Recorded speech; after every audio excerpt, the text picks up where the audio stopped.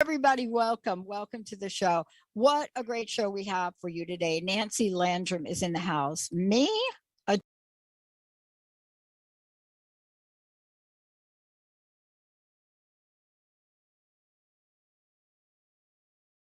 we think about where we are now and we think about the changes we've gone through and you think about how you fared through them.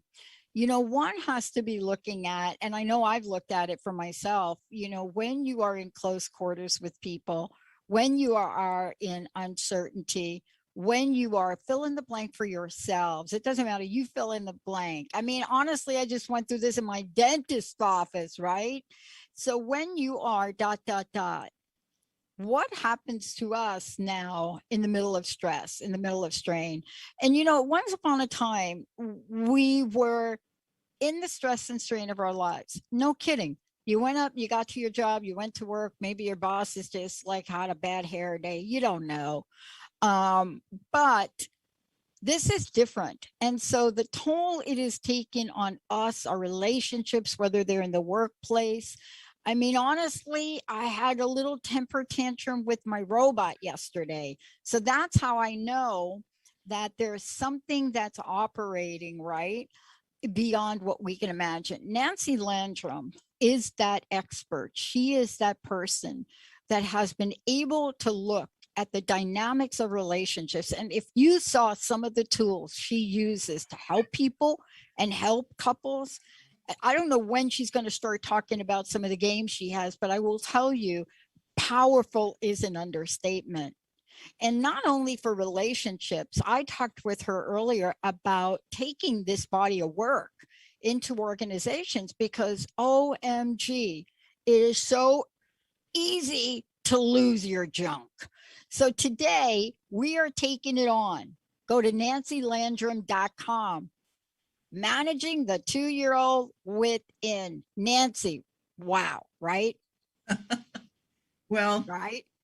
2-year-olds have a lot of adorable qualities. They're energetic, they're creative, they're curious, they're very loving, affectionate when given the opportunity. But we all know what happens when a 2-year-old doesn't get what he or she wants. They're famous for the terrible twos because they throw tantrums. And each of us has a 2-year-old within, myself included. I'm not excluding myself. And I love the part of myself that is creative and that, is energetic and gets projects done and loves tackling something new, learning something new. But like everyone else, I'm challenged when I don't get what I want or when someone treats me in a way that I consider disrespectful. Now, years ago, when my late husband and I were in the worst of our marriage, we were two-year-olds trying to conduct an adult relationship, and we didn't do it very well. We had temper tantrums, each of us. And one of the things, our temper tantrums drove us to the brink of separation until we finally found the help that we needed to learn how to manage out of control emotions. So it's fine to throw a temper tantrum, but not when it's attacking another person. So the skill for me was learning to throw my temper tantrum privately, away from where it could hurt anyone, including myself. So I would throw my temper tantrum in my journal. I would write all kinds of nasty things about Jim and how I felt and how wrong he was and why couldn't he listen to me and on until I finally calmed down. And then I could go back to Jim and conduct whatever conversation we were having with respect.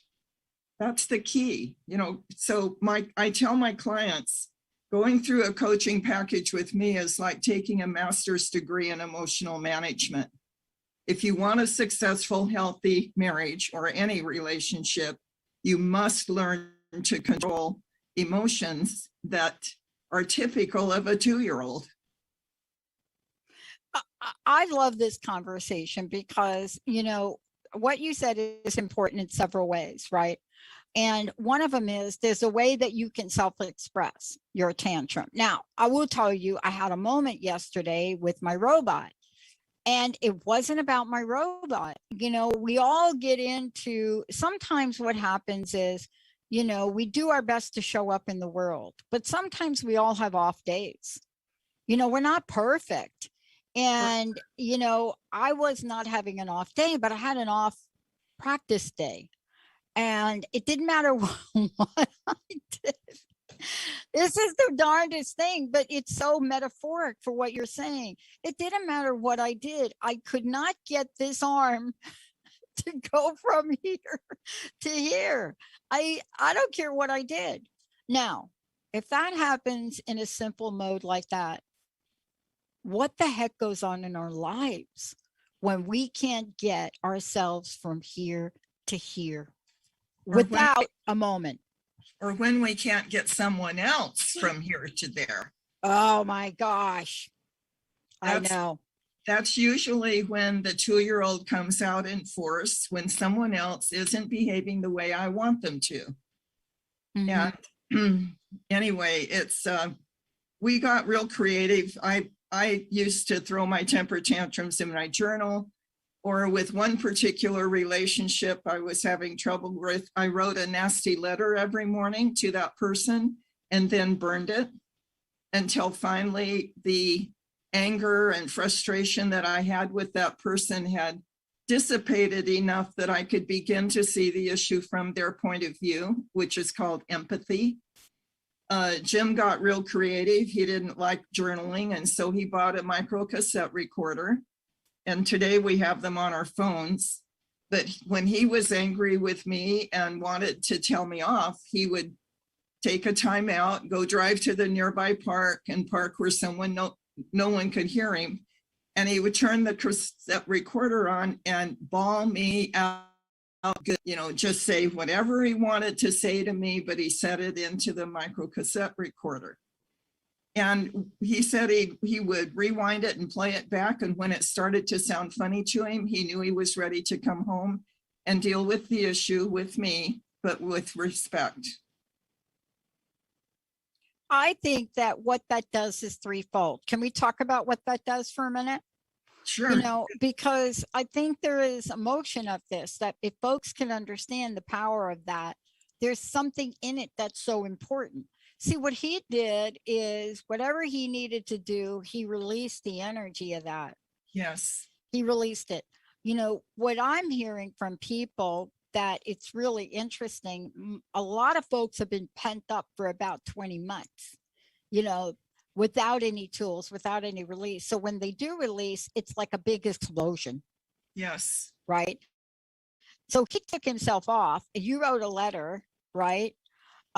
We all have these moments where we get to go rant and rave for a little bit. But the key, isn't it, that 2-year-old within, we have to find a place for that 2-year-old within to fully express and not harm another person.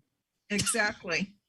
Exactly. Which means that I have to anticipate, I have to learn to gauge when I'm being triggered and when my emotions are reaching a point where I know I'm going to lose it and not be able to be respectful, and make an adult choice to get the 2-year-old away. I coached one mom years ago who tended to be very reactive and too violent with her children. And she taught her children that when she needed a timeout, she'd go to her bedroom, pound on a pillow, tell them, please don't open the door. Mom needs a timeout. And she would vent her anger out of, beating on the mattress. In fact, some of the research indicates that it's easiest to dissipate the energy of anger by using our arms, something to do with our arms, which is why women traditionally clean the stove or mop the floor, and men can wash the car or hit on a boxing bag or play basketball. Something that uses the upper body tends to dissipate the energy of anger out of our body faster. I'm told that's what research has said. Exactly. And there's a reason for it, though, too. right? When we're looking at this, there's a reason for how that works. But isn't the point in what we're talking about really to demonstrate that there's an alternative? Because once we let that 2-year-old out of its crib or wherever it's in, and there are no boundaries and there are no considerations for other people, the havoc that it could really raise is so damageable that you may not be able to I think, Nancy, the reason we're talking about this is, I mean, if you really are a 2-year-old and you're running around in your diapers or whatever you're doing, we know you're a 2-year-old. But when you're an adult and your 2-year-old show up, sometimes the damage can be so hard to repair, right? Well, that's why couples come to me for coaching, is because they're acting like 2-year-olds and they need to learn how to conduct an adult relationship. Yeah. From the adult inside, not from the 2-year-old that's out of control. Mm-hmm. You know, and you don't want to kill the 2-year-old. It's not like you want to get rid of it, because anger is a valuable emotion. Mm-hmm. And creativity and joy and affection and all those things also come from the 2-year-old. But when the 2-year-old is allowed to react without any control, you know, once in a while you see in public a 2-year-old throwing a tantrum. And if it's a wise parent, the wise parent just picks them up, holds them where they can't hurt themselves or anyone else, and waits for the storm to pass. And once the storm has passed, then maybe they can reason with the 2-year-old. But I remember my niece telling me that her grandson was throwing a temper tantrum, who was about 2, because he wanted to play with her guitar picks. And she took them away from him and he threw a tantrum. And she just held him and kept saying, "I'm sorry, Grandma can't let you play with everything." You know, they were small enough he could have swallowed them. She didn't want them to get lost. She just kept saying, "I'm sorry, I can't let you play with everything." So when I was in danger of losing my temper, I literally had to clamp my jaw shut, because mine came out mostly in vicious words.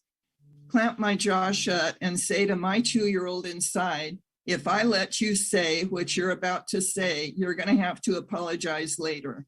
Do you want to apologize?" My 2-year-old hates apologizing. And so she would say, "No, I don't want to apologize." "Then let me take you away. Let me call a timeout so that you can vent your anger in a safe place, not at Jim or not at one of the children, not attacking anyone else.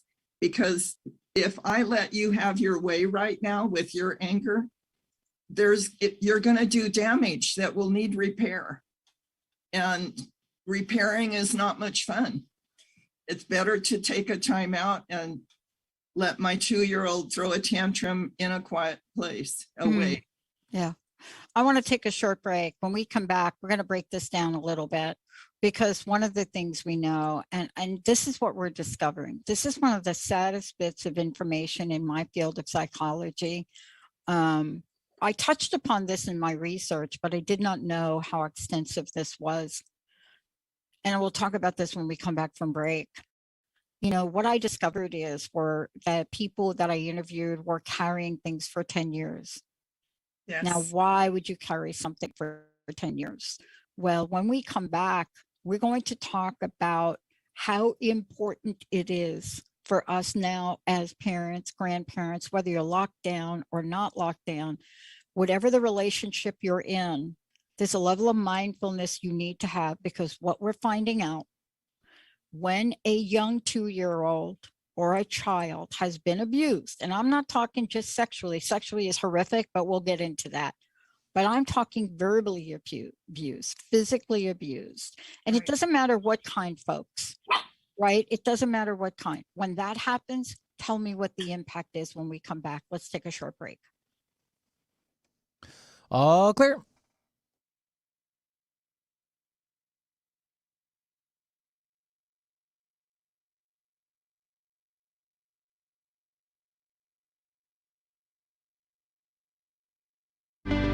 Sometimes being human has its challenges. Our physical health falters, our spirits sag, our dreams don't immediately come to fruition. Welcome to the power of Maximum Medicine Radio. Join me, Doc Martin, in conversations that will blow your mind about healing. In our hit show, Doc Martin addresses the scientific with bridging to the mystical approaches to give you a new narrative about maximum medicine. In this live call-in show, we will journey into the extraordinary genius of the human body and talk about other beliefs that impact being your multidimensional self. We seek the seen and the unseen and explore the earthbound and the otherworldly, all with the purpose of calling forth the maximum you. To learn more about Doc Martin and Maximum Medicine, visit www.sharonmartinmd.com. Join the new earth on the Cornelia Stephanie Show. Tune in each month as Cornelia takes listeners on an odyssey of higher consciousness to inspire, educate, and empower. Cornelia Stephanie is a spiritual teacher, passionate speaker, published author, and founder of the Empower Network. Cornelia guides people on the path of self-healing, peace, and liberation. For more information, go to corneliastephanie.com.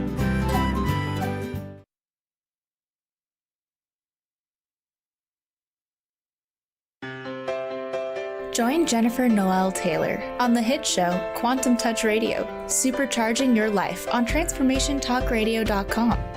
You'll take a quantum journey as well as reveal powerful yet simple steps to create more abundance, better health, emotional and mental vibrancy, and happier relationships using universal quantum touch principles. For more information, visit quantumtouch.com. Did you know that each Enneagram type has a different worldview, different patterns of thinking, feeling, and behaving? They also have essential qualities that are unique to their type. Understanding this helps us develop more tolerance, respect, and appreciation for ourselves and others. Renee Siegel works with individuals, couples, families, and groups using the Enneagram to build better relationships as a tool in addiction recovery. Visit yourpurepotential.com for more info.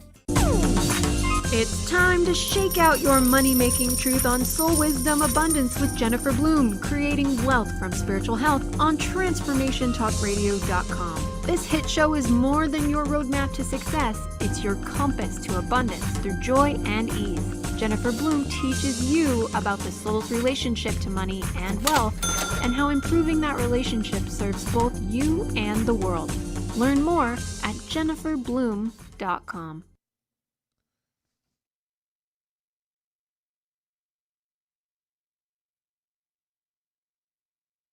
Ready to come back? All right, stand by.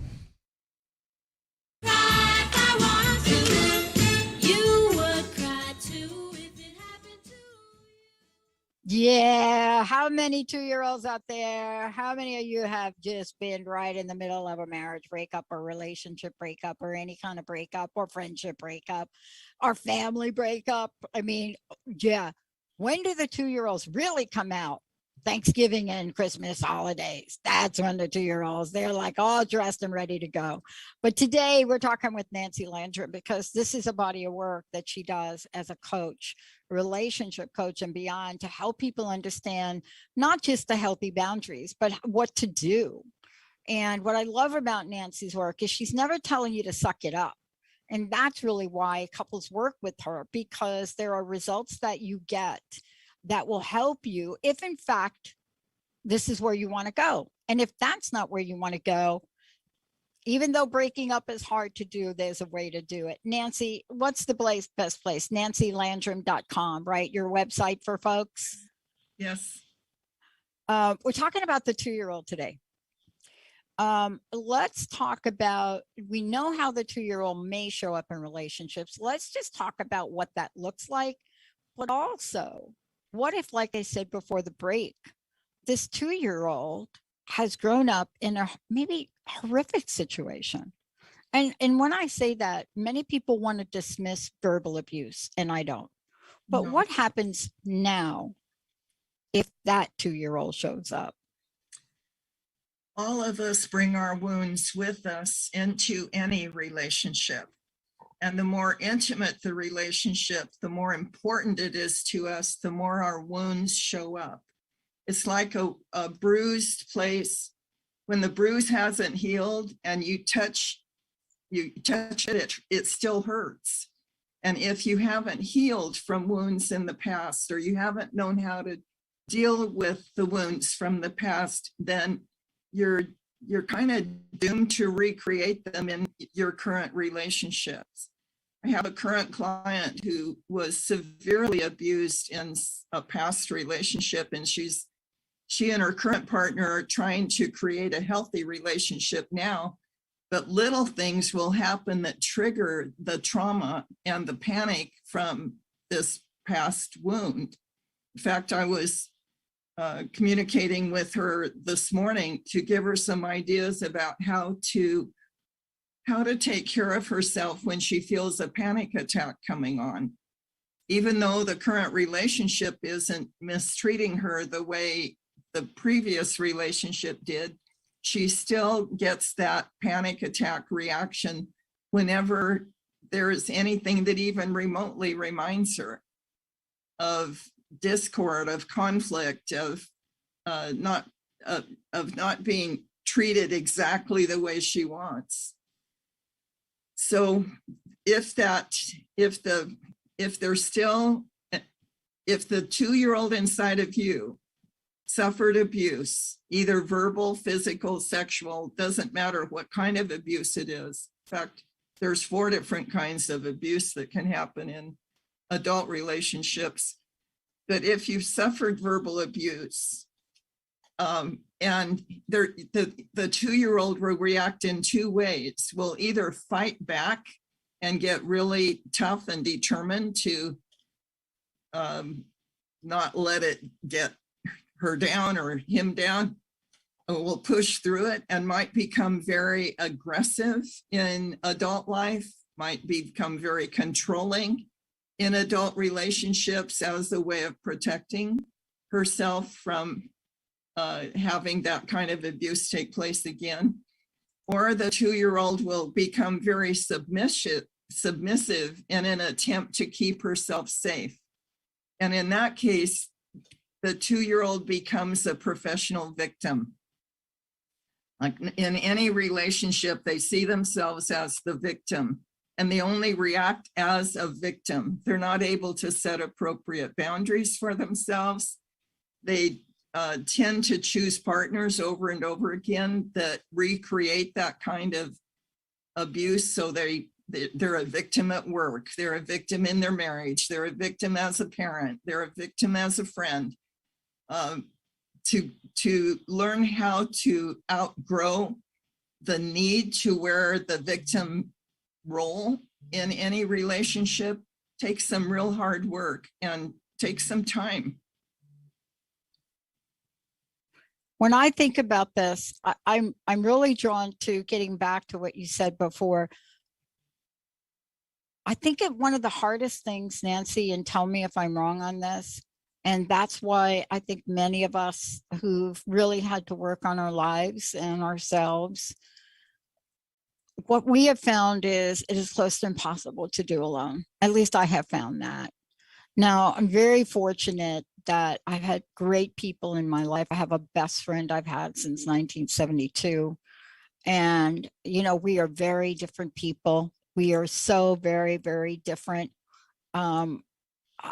I want to put a weeping Scotch pine in the front of the lawn. And, you know, my best friend's like, no way. You know, we're very different in that way, but we know each other. And so there's been a reflection of that. How can people use that reflection to change? Because 9 times out of 10, you know, something's off. I mean, you know, you can feel it in your energy field, you know, you're off, but you don't know how to even hit the pause button. You know, you're not quite sure. God, I am feeling like a victim, but you don't use those words, Nancy. You just feel like, why is everybody ganging up on me? Hello. Now, if you're metaphysical, you're like, why is the universe ganging up on me? I gotta take that back, universe, because I don't actually believe that about me. But isn't that part of the sense of things? You know, last summer, I ended up writing a book. I thought I was through writing books, but I ended up writing a book for my clients called Your Inner Child, A Journey to Peace and Wholeness, Freedom. And it was because I ended up doing inner child work with so many of my clients that were playing the victim role or were out of control with their reactions toward other people, inappropriate actions. And the first coach I had, I was in my early 40s, and I was desperately depressed. I felt like a victim. My life was out of control. My marriage, my kids were out of control. And she began to teach me about how to work with that wounded inner child, going back to childhood when I was so wounded by the fighting that went on between my mom and dad.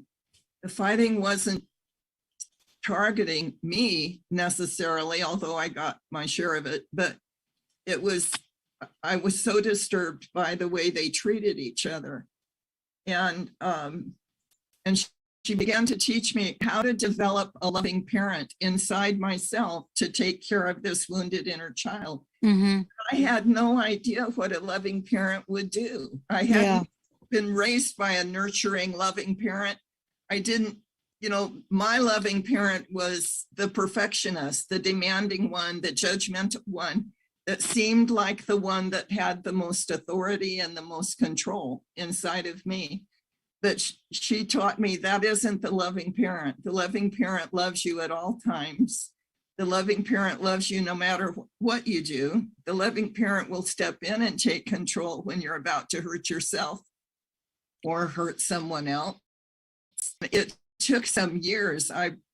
That's where I began journaling, as I would write out my feelings from usually that 2-year-old inside that was wounded and hurting. And then I would practice being the loving parent, loving that 2-year-old within that was wounded. And that was my journey toward wholeness, was learning how to work with the wounded inner child and not let that wounded 2-year-old become the abuser.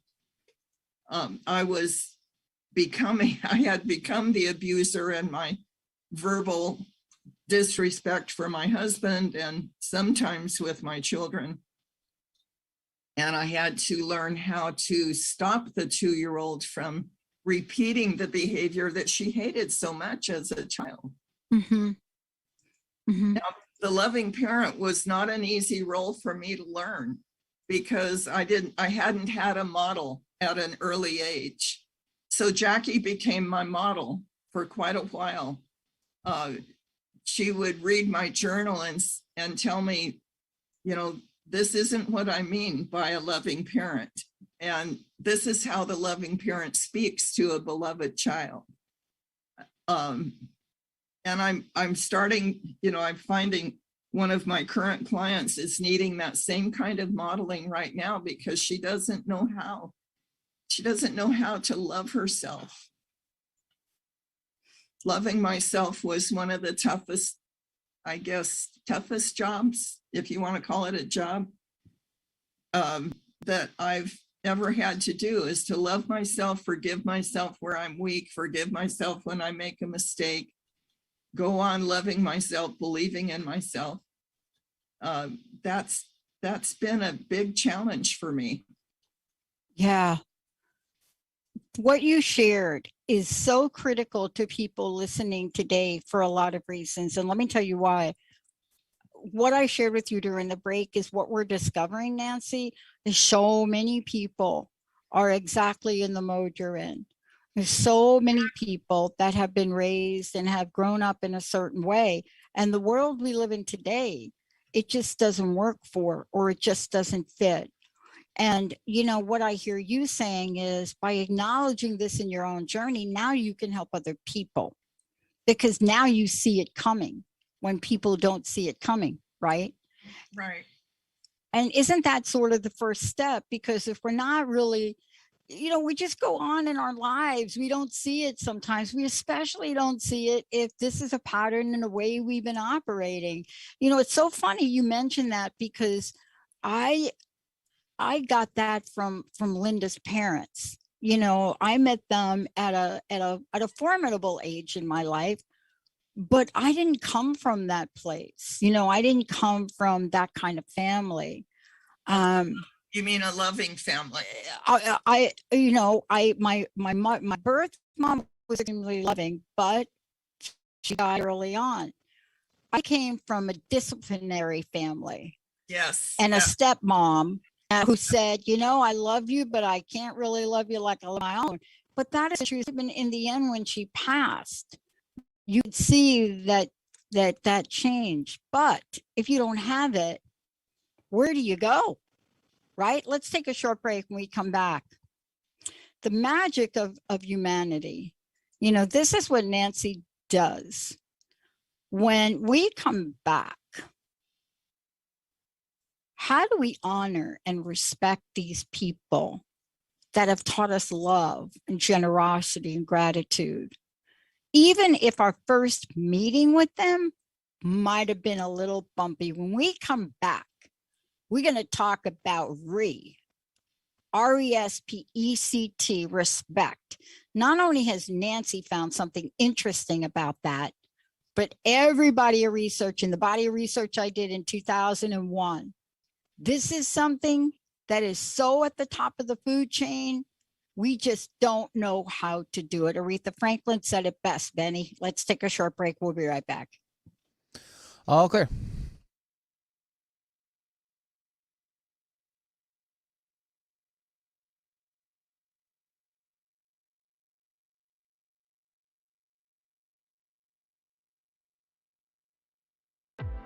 Even though your home base is one Enneagram type, you have characteristics of all the types. Tune in to Enneagram Conversations with Renee Siegel, the second and fourth Monday of each month at 4 p.m. Pacific on TransformationTalkRadio.com. Learn how you can unlock your unlimited potential. Visit yourpurepotential.com for more about Renee and her work. That's the letter U, the letter R, purepotential.com. Hey there, I'm Ricky Schwartz from My Turn Life Coaching, Reclaim Your Life. How do you know if you're living your life and not someone else's? Here's one way to find out.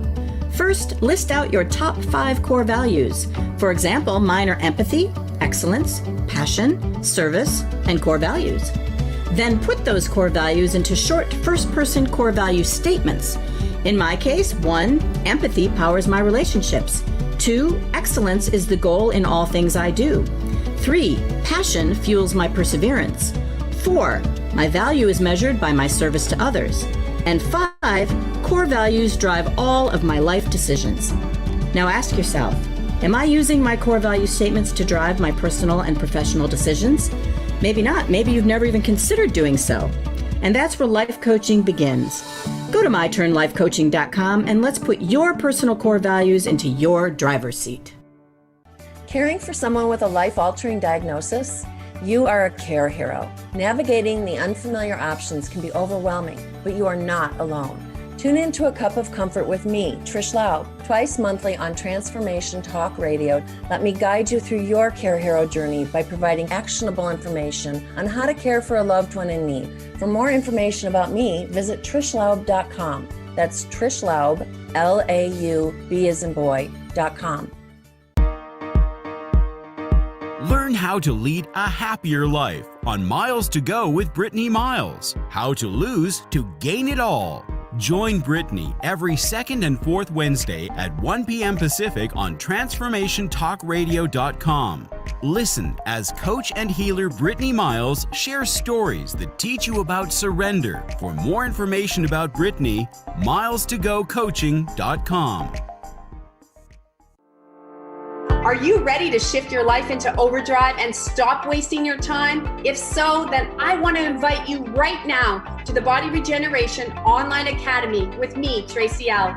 In a world filled with so much information, you can get overloaded and confused, left feeling like you've tried everything and still no results. If this is you, then this platform is for you to help you step into your power, your intuition, and gain clarity.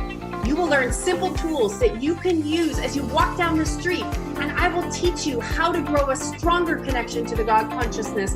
Imagine having me as your coach, shifting you, uplifting you, empowering you every week, and most of all, helping you stay connected so you can navigate your life's journey with ease and grace. Nothing will be able to get in your way. Plus, you will have a community filled with souls just like you to pick you up when you fall down and support you on your wins.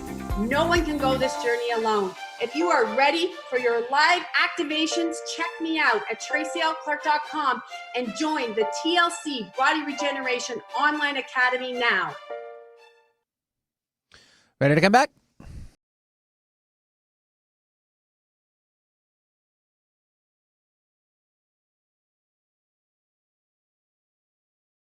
Nobody in the world back in the day, Benny, when Aretha was out there, Ms. Aretha was out there, demanded a lot of the respect. And boy, it's beautifully done in the movie. When that thing hits everybody, you'll get a lesson in what respect is. Today, we're talking about respect as the foundation of lasting love. And why this is so important is to ask yourself, does the 2-year-old within you know what respect is? I don't know. Nancy, we're going to talk about this for a minute, but for those of you out there, please visit nancylandrum.com, please. This is the time where the statistics, the numbers are coming in. We know you've been on stress. We know you've been under strain. This is the time where you don't take this journey alone. And it doesn't matter if you're in relationship with someone, a partner otherwise, or you're struggling in a work environment. I'm finding work environment relationships now are just really, really difficult for people, to the point where now in the Washington state, with us having a mandate, I had to walk into the room today and say to everybody, look, I got to give you masks so that when you walk down the hall to go to the restroom, boom, like that. These are the kinds of tensions we're having. But for somebody like me, I'd rather wear my mask and shut down and not have any business. But how do you handle them? How do you do this in relationship? What is and why is respect the foundation of lasting love? This is really an unusual thing to talk about today when we're talking about 2-year-olds. Can a 2-year-old learn respect, Nancy? Absolutely. If the 2-year-old has a loving parent that will stop that 2-year-old from getting out of control, or at least getting out of control in a safe environment rather than out of control by attacking someone else. In preparing this topic today, I thought I was harping on something that I seem to cover almost every interview, but it's so core, it's so central to creating and enjoying healthy, loving relationships. It has to have a foundation of respect. I use an illustration with my clients where I draw 2 circles, and one represents me and one represents you, but in the middle, there's this loving, there's this separate entity, a third entity called our relationship.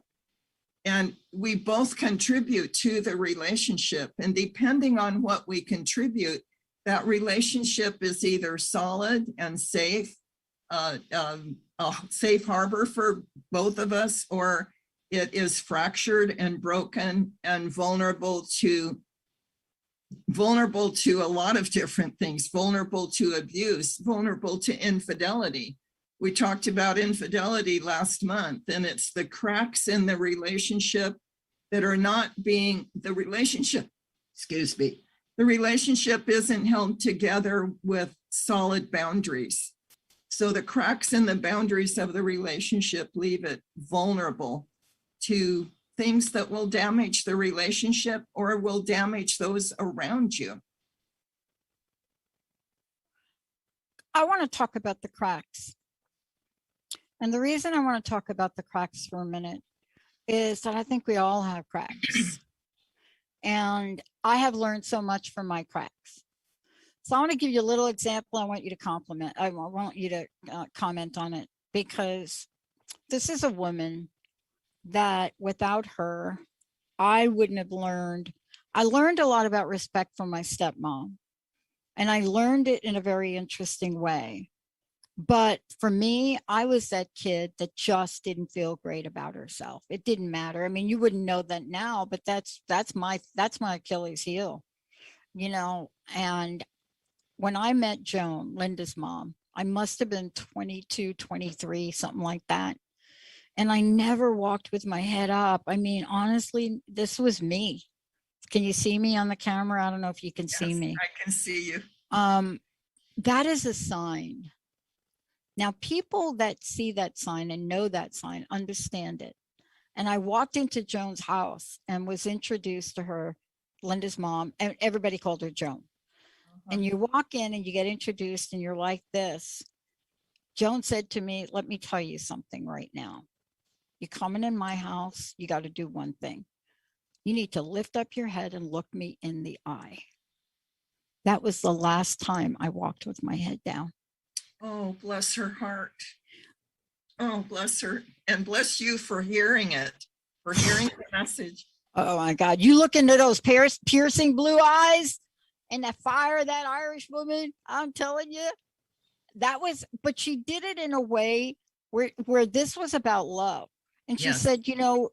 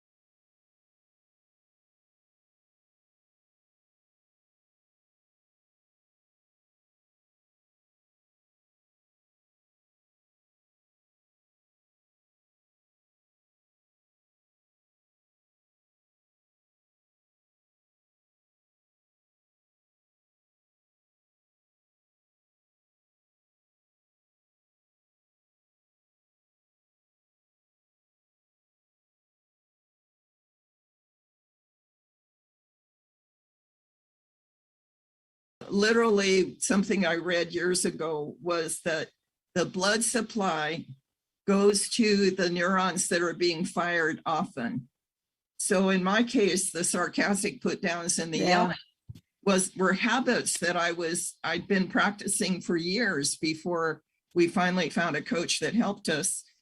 And it was literally having to abandon a well-worn path in the brain and create a new path, as though I was walking through virgin forest, having to cut away the brambles and the stickers and, find my way through a new place in my brain. But when I practiced the new habit enough times, the blood supply literally abandons the old habit and comes to support the new one. That's why new habits are so hard to create, and old habits are hard to let go of. It's not that you're a bad person. Mm-hmm. It's that the brain is wired to support habitual behavior.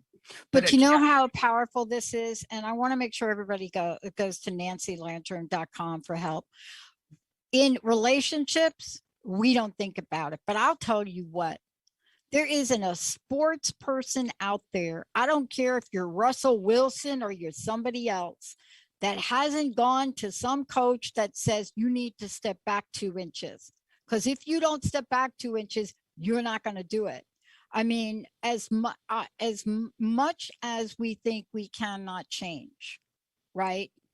I have seen it over and over. Yeah. Is it easier to learn it from the get-go and come out of the womb like that? It is. But think about what you're doing to help people in relationship. And anytime anybody says that, I think about the many people that we look at now that are either celebrity status, Tom Cruise overcoming what he went through. These folks, we are capable. Absolutely. And that's what you're helping us with. Absolutely. We're capable.